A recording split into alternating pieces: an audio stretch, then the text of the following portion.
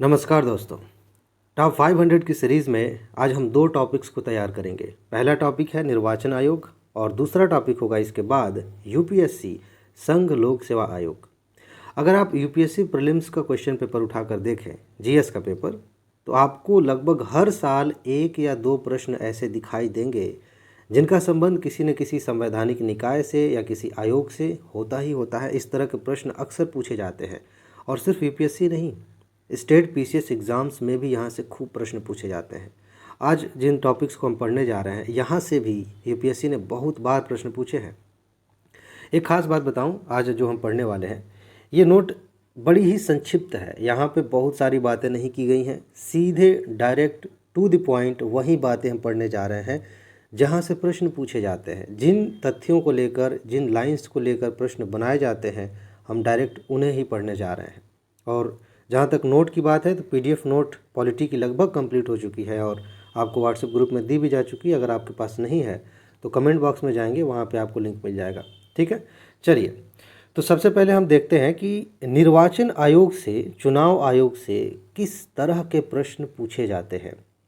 ध्यान से समझिएगा, सीधे कहाँ से प्रश्न बनते हैं। एक चीज़ आपको पता होना चाहिए, जब आप संवैधानिक निकाय पढ़ते हैं, मैंने आपको अक्सर बताया, बहुत सारे दोस्तों को नहीं पता होता है तो बार बार रिपीट कर देता हूँ। संवैधानिक निकाय का मतलब ये है कि जो हमारा संविधान बना है ना, उस संविधान में कोई अनुच्छेद उसके लिए रखा गया, उसी अनुच्छेद के तहत उसकी व्यवस्था की गई है, उसके बारे में लिखा गया है। चाहे वो मूल संविधान बन रहा था उस समय लिखा गया हो या फिर बाद में संविधान में संशोधन करके किसी संस्था को बनाया गया है, तो वो संवैधानिक संस्था है। बाकी जो संस्थाएं किसी कानून के ज़रिए बन जाती हैं या ऐसे ही कोई प्रस्ताव लेके बन जाती हैं, उनको गैर संवैधानिक संस्थाएं कहते हैं। गैर संवैधानिक का मतलब ये नहीं कि संविधान के खिलाफ, संविधान से इतर, संविधान में वो नहीं है लेकिन वो संस्था है। ठीक है ना। फिलहाल हम बात कर रहे हैं कि जब आप संवैधानिक निकाय पढ़ते हैं जैसे कि चुनाव आयोग, तो आप इस बात का ध्यान रखें कि किस आर्टिकल में उसकी व्यवस्था की गई है। इसके दो फायदे होते हैं। पहला तो डायरेक्ट फ़ायदा आपको मिलेगा, जैसे स्टेट पीसीएस एग्ज़ाम्स में सीधा सीधा पूछ लिया जाता है कि 324 में कौन सी संस्था है, मिलान करने के लिए पूछ लिया जाता है। कभी कभी यूपीएससी घुमा फिरा के प्रश्न पूछती है, डायरेक्ट नहीं पूछेगी कि आपको ये अनुच्छेद पता होना चाहिए, लेकिन क्वेश्चन इस तरह से होगा कि अगर आपको अनुच्छेद की जानकारी नहीं है, कहाँ पर इसको आप रखेंगे संविधान में, वो नहीं पता है, तो आप उस प्रश्न को समझ नहीं पाएंगे, उसका सही उत्तर नहीं दे पाएंगे। इसलिए भी कुछ ही है, ज़्यादा नहीं है, कुछ ही संवैधानिक निकाय हैं, उनके आर्टिकल से आपको पता होना चाहिए। जैसे कि निर्वाचन आयोग के बारे में 324 में, अनुच्छेद 324 में व्यवस्था की गई है। एक बार यूपीएससी ने पूछा था, अब 2015 में पूछा कि उसके आसपास, देख लीजिएगा, बड़ा खूबसूरत प्रश्न था। उसमें एक लाइन थी कि इसमें कितने आयुक्त होते हैं, मेरे ख्याल से 5 ऐसा कुछ सेंटेंस था, सेंटेंस में था 3 आयुक्त होते हैं। अगर आप लक्ष्मीकांत पढ़ें या कोई और किताब पढ़ें तो उसमें पता चलेगा कि ये कितने आयुक्त होंगे। इसमें कई बार फेरबदल किया गया है, पहले एक थे फिर ऐसे घटाया बढ़ा गया है। अभी क्या है कि 3 आयुक्त होते हैं। यहाँ से क्वेश्चन किस किस तरह से बन सकता है, एक प्रश्न तो यहीं सीधा सीधा बन सकता है। जैसे यूपीएससी ने पहले पूछा है कि सेंटेंस में लिख दिया जाए कि निर्वाचन आयोग में 4 आयुक्त होते हैं, 5 आयुक्त होते हैं, इस तरह से। एक दूसरा एंगल ये है कि इसमें एक मुख्य आयुक्त होते हैं और बाकी 2 अन्य आयुक्त होते हैं। ध्यान दीजिएगा, यहीं से अगली सीढ़ी शुरू होती है, यहाँ से क्वेश्चन बन सकता है, बना भी है। ये जो 3 आयुक्त हैं, जिनमें एक मुख्य है, बाकी 2 अन्य आयुक्त हैं, इनकी शक्तियाँ ऐसा नहीं है कि अलग अलग है। जो मुख्य हो गए उनकी ज़्यादा शक्तियाँ हैं, तीनों की शक्तियाँ समान होती हैं। मतभेद अगर हो जाए किसी बात पे, जैसे मान लीजिए कोई फैसला लेना है और उसमें इन तीनों में मतभेद हो जाए, तब बहुमत से फैसला किया जाता है कि 3 में से 2 लोग जिस साइड में हैं, जिस मुद्दे पे कहते हैं कि हाँ ये होना चाहिए, वो बात मानी जाएगी। समझ रहे हैं आप, ये चीज़ ध्यान रखिएगा। इसके आगे देखेंगे, यहाँ से प्रश्न पूछा जाता है, इनके जो वेतन और भत्ते हैं, जो इनको सैलरी मिलती है, यहाँ नोट कर लीजिएगा, सुप्रीम कोर्ट के जो जज हैं उनके बराबर मिलती है। ध्यान रहेगा, सुप्रीम कोर्ट के जो जज हैं उनके बराबर सैलरी मिलती है। किनको? निर्वाचन आयोग के आयुक्तों को। और कार्यकाल पर प्रश्न बनते हैं कि कार्यकाल क्या होगा, सीधा सा क्वेश्चन बनता है। कभी कभी ऐसे पूछ लिया जाए कि निर्वाचन आयोग का कार्यकाल कितना होता है, या फिर दे दिया जाए कि 5 साल होता है या 65 साल या 64 साल, ऐसे करके, तो ये ध्यान रखेंगे कि ये 6 वर्ष के लिए अपने पद पर रहते हैं या 65 वर्ष के लिए। इसका क्या मतलब है? इसका मतलब ये है कि आज इनका मतलब इनकी नियुक्ति हुई है, तो अगर ये 65 वर्ष तक मतलब 6 वर्ष पूरा कर लेते हैं 65 वर्ष से पहले ही, तो आराम से 6 वर्ष तक ये काम पे रहेंगे, अपना काम करेंगे। लेकिन मान लीजिए कि 4 साल ही हुआ अभी, लेकिन इनकी उम्र 65 साल हो गई, तो फिर इनको पद छोड़ना पड़ेगा। इसीलिए कहा जाता है कि 6 साल या 65 साल, जो भी पहले पूरा हो जाएगा इनको अपना पद छोड़ना पड़ेगा। यहाँ से प्रश्न पूछा जाता है, समझ रहे हैं ना। आगे चलते हैं। मुख्य आयुक्त को ध्यान दीजिएगा, अगर मुख्य आयुक्त को हटाना है, यहाँ पे थोड़ा सा अंतर हो गया।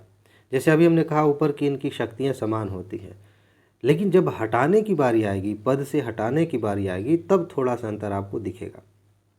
3 लोग हैं, ठीक है, ये और ये मुख्य हो गए।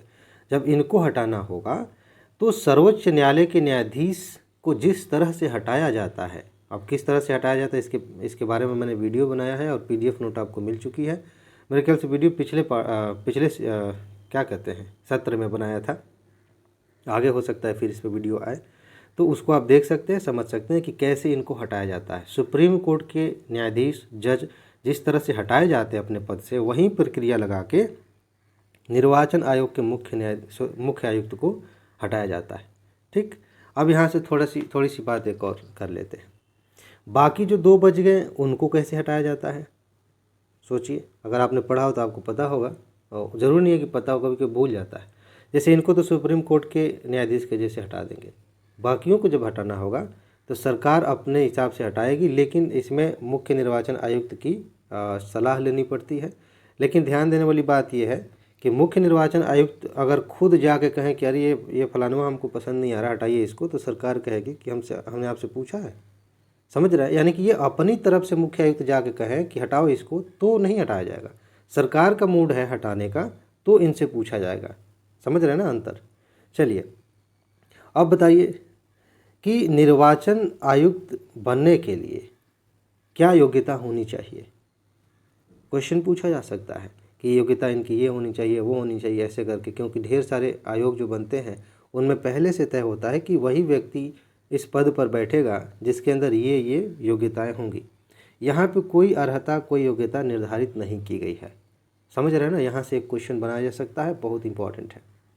इसके बाद यहाँ से भी प्रश्न पूछे जाते हैं कि व्यक्ति अगर पद से सेवानिवृत्त हो गया, उसका कार्यकाल पूरा हो गया, तो क्या वो फिर से नियुक्त हो सकता है? जी हाँ, बहुत सारे पद ऐसे हैं जहाँ से एक बार सेवानिवृत्त होने के बाद दोबारा पद ज्वाइन नहीं किया जा सकता, लेकिन यहाँ ऐसा है कि दोबारा नियुक्ति की जा सकती है, उस पर कोई रोक नहीं लगाई गई है, पुनः नियुक्ति हो सकती है। ये संक्षिप्त में हमने देख लिया कि निर्वाचन आयोग से कहाँ कहाँ से प्रश्न पूछे जाते हैं। इससे बाहर ज़्यादा कुछ पढ़ने की ज़रूरत ही नहीं है। आपका बेसिक अगर क्लियर नहीं है तो एक बार पढ़ लीजिए। निर्वाचन आयोग के बारे में हमने मेंस के लिए भी पढ़ा है, उसकी नोट भी आपको दी है, वो अलग चीज़ है। अलग चीज़ इस सेंस में नहीं कि बिल्कुल अलग है, कहने का मतलब ये है कि वो मुख्य परीक्षा के दृष्टिकोण से भी हमने पढ़ा है। यहाँ हम प्रारंभिक परीक्षा के दृष्टिकोण से देखें तो इतना पर्याप्त है। किसी भी तरह का कैसे भी घुमा फिरा के प्रश्न पूछा जाए, अगर आपने सिर्फ इतना समझा है, अच्छे से याद किया है, आप बहुत अच्छी तरह से जवाब दे देंगे, सही उत्तर दे देंगे। अब बात करते हैं अगले आयोग की। यहाँ से भी प्रश्न पूछे जाते हैं, बहुत सारे दोस्त इसको गलत भी कर देते हैं। यूपीएससी जो एग्ज़ाम कराती है, जिसको आप सामान्य तौर पर आईएएस का एग्ज़ाम कहते हैं, हालांकि आईएएस एक पद है, बहुत सारे पद हैं, उनमें से एक पद है, इसको बहुत बड़ा माना जाता है, इसलिए इसी के नाम से आईएएस का एग्ज़ाम का नाम ही कर दिया गया। लेकिन फ़िलहाल आयोग का क्या काम है? सरकार को कुछ लोग चाहिए, ध्यान से समझिएगा। सरकार को कुछ लोग चाहिए, कर्मचारी चाहिए, जो प्रशासन चला सके, उसमें सहयोग दे सके, ठीक है ना। वो भी कार्यपालिका के अंग है। अगर आप एनसीईआरटी पढ़े हैं, एक बार पढ़िएगा तो उसमें समझ में आएगा कि कार्यपालिका का क्या मतलब है। तो फिलहाल ये है कि सरकार को लोग कहाँ से मिलेंगे, तो एक आयोग बनाया गया कि आप ऐसा करिए, आयोग से कहा गया कि ऐसा करिए कि आप परीक्षा लीजिए और जो लोग योग्य हैं उन्हें लेके आइए, हमें दीजिए, हम उन्हें ट्रेनिंग देंगे और ट्रेनिंग के बाद उनसे हम काम करवाएंगे प्रशासनिक। समझ रहे हैं ना? ये काम लोक सेवा आयोग का है। और ऐसे ही राज्यों में भी राज्य लोक सेवा आयोग, ये संघ वाला है, एक राज्य लोक सेवा आयोग होता है। फिलहाल यहाँ से किस तरह के प्रश्न पूछे जाते हैं, जैसा कि पहले हमने बात की, यहाँ से कई बार प्रश्न पूछे गए हैं। खासतौर से पीसीएस एग्ज़ाम्स अगर आप देते हैं, यूपी पीसीएस, बीपीएससी, तो आपको पता होगा कि अनुच्छेद 315 से 323 के बीच में संघ लोक सेवा आयोग की बात की गई है। और भाग कौन सा है? संविधान का भाग 14 है। ध्यान रखिएगा, यहाँ से भी प्रश्न पूछे जाते हैं। अब एक क्वेश्चन ये है, मान लीजिए सेंटेंस बना दिया गया कि संघ लोक सेवा आयोग की नियुक्ति प्रधानमंत्री के द्वारा की जाती है। क्या ये सही है? नहीं। इस तरह से क्वेश्चन पूछे गए हैं पहले भी, मतलब इसी आयोग के बारे में नहीं, अलग अलग जो संस्थाएं बनती हैं, कभी कभी घुमा दिया जाता है यहाँ से। क्या आपको पता है कि नहीं, ये जांचने के लिए तो राष्ट्रपति नियुक्त करते हैं संघ लोक सेवा आयोग के जो सदस्य होते हैं, जो अध्यक्ष होते हैं। ठीक है ना। बहुत संक्षिप्त में है, इसीलिए मैं थोड़ा सा प्यार से धीरे धीरे समझा रहा हूँ। अदरवाइज़ यहाँ से मैं सिर्फ इतना लिख के छोड़ दूँ कि राष्ट्रपति द्वारा नियुक्ति, तो समझ में ही नहीं आएगा किसकी नियुक्ति। जो सदस्य हैं, जो अध्यक्ष हैं, उनकी नियुक्ति राष्ट्रपति करते हैं। ठीक है। एक क्वेश्चन यहाँ से पूछा जाता है कि जो यूपीएससी है उसमें कितने सदस्य हो सकते हैं, कितने मेंबर्स हो सकते हैं। तो एक ऐसे घुमा के यूपीएससी पूछ सकती है कि यूपीएससी जो है, जो आयोग है, उसमें 15 सदस्य होते हैं, 10 सदस्य होते हैं, 8 होते हैं। ध्यान रखिएगा, पहली बात तो ये है कि संख्या का कहीं उल्लेख नहीं किया गया कि इतने ही होंगे। ये राष्ट्रपति के ऊपर निर्भर है कि वो कितने लोगों को नियुक्त करते हैं। सामान्य तौर पर ऐसा है कि अध्यक्ष को लेकर, ठीक है, 9 से 11 के बीच में सदस्य हो सकते हैं। इसमें अध्यक्ष भी शामिल है। ठीक है ना। ये आप मोटा मोटी ध्यान रखिएगा, यहाँ से प्रश्न पूछा जा सकता है।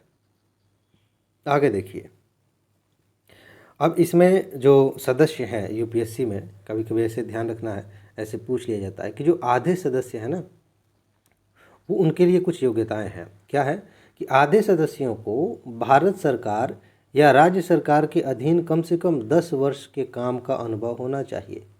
ठीक है। मान लेते हैं कि 11 लोग हैं, ठीक है, उनमें से आधे सदस्य जो हैं, अब 11 का वैसे नहीं 1/5 नहीं करना, जब मान लेते हैं 10 हैं, तो 5 ऐसे होंगे जिनको सरकार में अनुभव हो 10 साल का, उन्होंने काम किया है। ठीक है, भारत सरकार या राज्य सरकार के तहत, और उसके बाद वो इस लायक है, इस योग्य हो गए हैं कि यूपीएससी का मेंबर बन सकते हैं। ठीक है। सामान्य तौर पर आप देखेंगे 11 होते हैं, एक अध्यक्ष हो गए, 5-5 डिवाइड कर लीजिए, तो वो कहने का मतलब वो आधा। अच्छा, यहाँ इनके कार्यकाल को लेकर प्रश्न पूछा जा सकता है कि कब तक ये काम करेंगे, कब तक अपने पद पर रहेंगे। तो वही निर्वाचन आयोग वाला 6 साल रहेंगे या 65 साल, जो भी पहले पूरा हो जाएगा तब तक ये अपने काम पर रहेंगे, अपने पद पर रहेंगे। अगर इन्हें त्याग पत्र देने का मूड बन गया, तो अगर सदस्य को या अध्यक्ष को त्याग पत्र देने का मन किया तो किसे देंगे?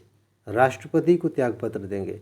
और एक चीज़ और, अब देखिए, इन्हें अगर हटाना हो, ध्यान रखिएगा, यहाँ बहुत संक्षिप्त में लिखा गया है तो इसको ध्यान से समझ लीजिए, अदरवाइज नोट में आपको समझने में दिक्कत होगी। इनको हटाने का जो आधार है वो है कदाचार। कदाचार में आप भ्रष्टाचार भी शामिल कर लीजिए। ठीक है ना। अब क्या होता है, हटाने की एक प्रक्रिया है, सुप्रीम कोर्ट द्वारा जांच की जाती है मुद्दे की कि क्या वाकई इन्होंने कदाचार किया है। और जांच के बाद अगर सुप्रीम कोर्ट ने कह दिया कि हाँ ये सही है कि इन्होंने गलत काम किया है, कदाचार किया है, तो राष्ट्रपति बाध्य है। इस चीज़ को ध्यान रखिएगा, राष्ट्रपति के पास दूसरा कोई ऑप्शन नहीं है, राष्ट्रपति उस व्यक्ति को हटाएंगे ही।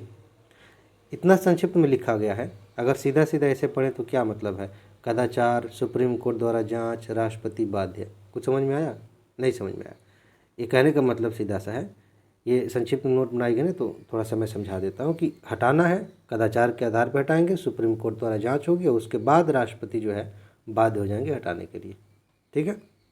अच्छा, अगर जांच चल रही है, जांच चल रही है, जैसे सुप्रीम कोर्ट जांच कर रही है ना कि क्या मामला है, इनको हटाया जाए कि नहीं, तो उस दौरान राष्ट्रपति चाहे तो जिस व्यक्ति के खिलाफ जांच चल रही है उसे निलंबित कर सकते हैं। ध्यान रखिएगा, उसे उसके काम से छुट्टी दे सकते हैं कि अभी तुमको काम नहीं करना है।